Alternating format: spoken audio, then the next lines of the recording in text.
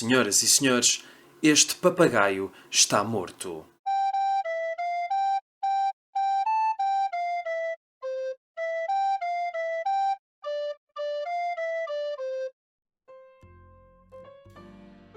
Hoje temos Woody Allen aqui no Papagaio Morto, numa história incluída na coletânea Sem Penas, traduzida por Salvato Teles de Menezes.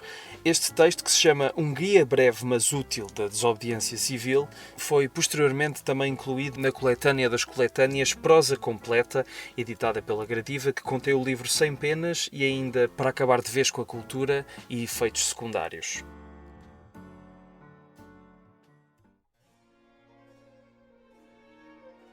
Para fazer uma revolução há duas coisas indispensáveis: alguém ou alguma coisa contra que se revoltar e alguém que vá para a frente e o faça. A indumentária é geralmente informal e ambas as partes podem mostrar-se flexíveis em relação à hora e ao local, mas se uma das fações não comparecer, é provável que todo o empreendimento fracasse. Na Revolução Chinesa de 1650 não compareceu nenhuma das partes, o que causou a perda do depósito feito. As pessoas ou partidos contra os quais a revolução é feita denominam-se opressores e reconhecem-se facilmente por parecerem ser os únicos que se divertem. Geralmente, os opressores vestem fatos, possuem terras e põem os rádios muito alto até às tantas da noite, sem que os insultem.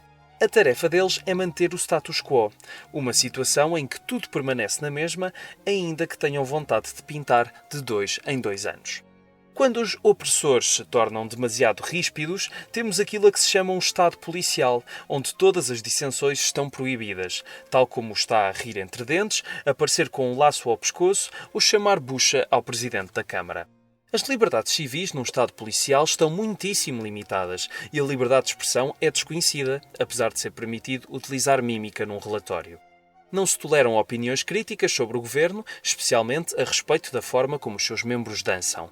A liberdade de imprensa também está limitada e o partido no poder controla as notícias, permitindo aos cidadãos ouvir unicamente as ideias políticas aceites e os golos que não provoquem desassossego. Os que se revoltam são conhecidos por oprimidos e geralmente podem ser vistos movendo-se em grupos, a resmungarem ou a queixarem-se de dores de cabeça. Há que assinalar que os opressores nunca se revoltam ou tentam transformar-se em oprimidos, porque isso acarretaria mudarem de roupa interior. Alguns exemplos de revoluções famosas.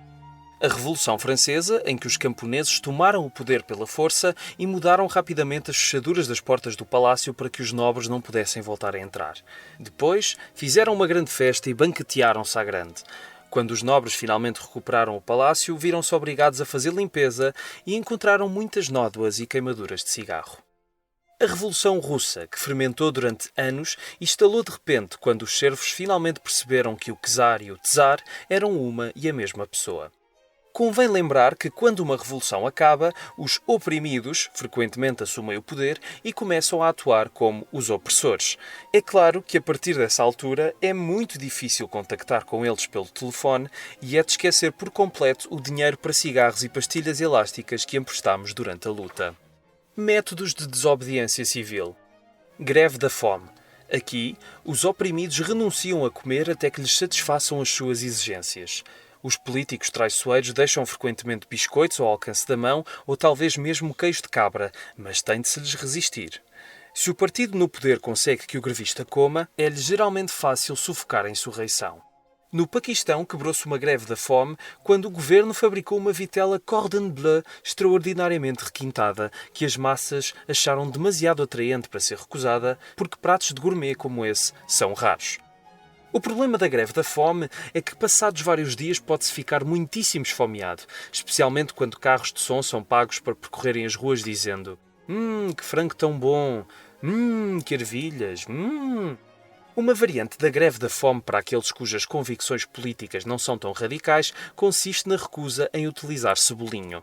Este pequeno gesto, quando utilizado a propósito, pode influenciar brutalmente um governo e toda a gente sabe muito bem que a teimosia de Mahatma Gandhi em comer apenas salada sem tempero envergonhou de tal maneira o governo britânico que o levou a fazer várias concessões.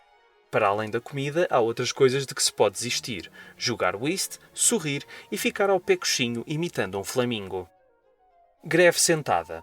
Uma pessoa vai para o lugar previsto e senta-se, mas é preciso sentar-se bem sentado, Caso contrário, fica-se de cócoras, posição que não tem qualquer impacto político a não ser que o governo também esteja de cócoras. Isto é raro, ainda que um governo se possa ocasionalmente agachar quando está frio. O truque consiste em permanecer sentado até que se obtenham concessões. Mas, tal como na greve da fome, o governo tentará utilizar processos subversivos para fazer o grevista levantar-se. Podem dizer: ora bem, todos de pé, vamos fechar. Ou: podem-se levantar só por um minuto, só queremos ver que altura têm. Manifestações e marchas. O objetivo essencial de uma manifestação é que seja vista. Daí o nome manifestação. Se alguém se manifesta em privado, na sua própria casa, tecnicamente não se pode considerar isso uma manifestação, mas apenas armar em parvo ou fazer figura de burro. O Boston Tea Party foi um excelente exemplo de uma manifestação em que americanos ultrajados, disfarçados de índios, lançaram à Bahia chá inglês. Mais tarde, índios disfarçados de americanos ultrajados atiraram ingleses verdadeiros à Bahia. A seguir, ingleses, disfarçados de chá, atiraram-se à Bahia.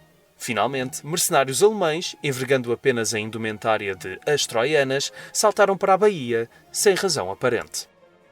Quando se faz uma manifestação, é bom levar um cartaz exprimindo o que se pretende. Sugestões para algumas pretensões: 1. Baixar os impostos. 2. Subir os impostos. 3. Deixar de sorrir aos persas. Outros métodos de desobediência civil: parar em frente do City Hall e entoar a palavra pudim até que as nossas exigências sejam satisfeitas. Engarrafar o trânsito levando um rebanho de carneiros para a zona comercial. Telefonar aos membros do establishment e cantar "Bess, agora o meu amor és tu" ao telefone. Vestir-se de polícia para saltar à corda e disfarçar-se de alcachofra e beliscar as pessoas ao passar.